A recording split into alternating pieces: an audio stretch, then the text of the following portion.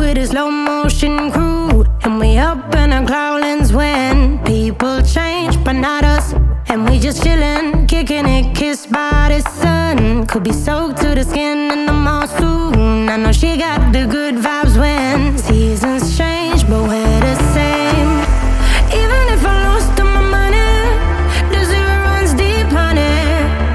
And I don't need to speak a single word, 'cause you got me holding, holding. Even if my jokes aren't funny, my tongue tied up on it. And I don't need to speak a single word, 'cause you got me holding, holding.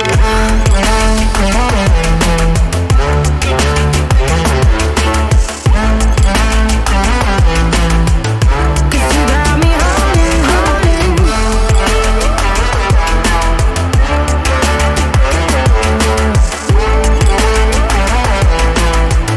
'Cause you got me holding. Hello again everyone.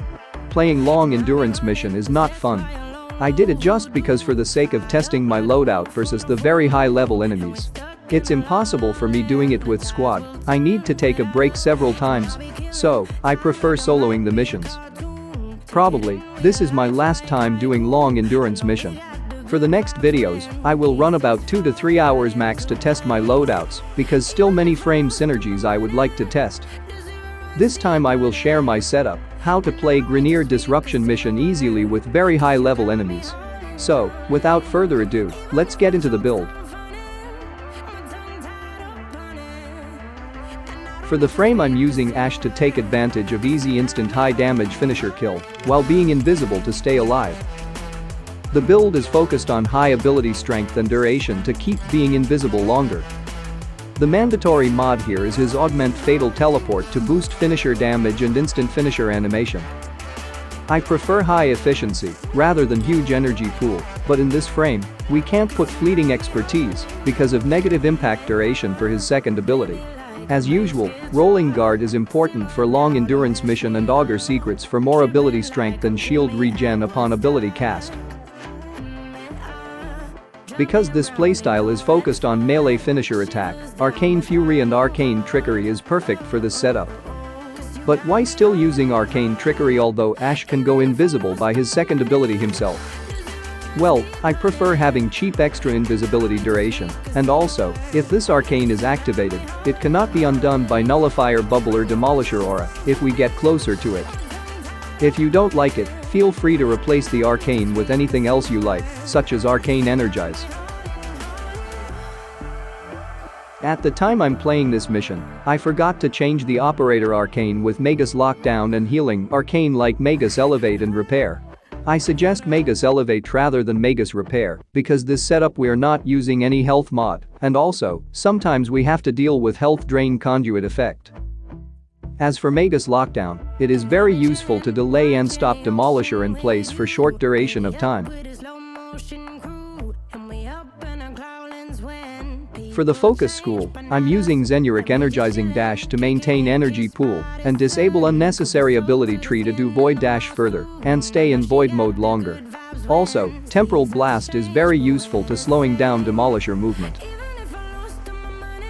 For the melee weapon, this time I'm using Fragor Prime. To be honest, I still prefer Rapier than Hammer class because I just love seeing huge slash damage number.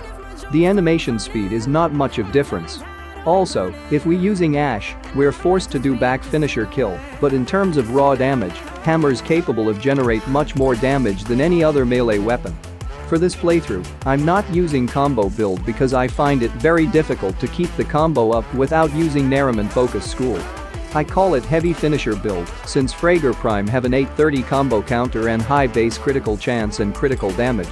2 sacrificial mods to boost critical chance and Gladiator Might to boost critical damage and small addition critical chance.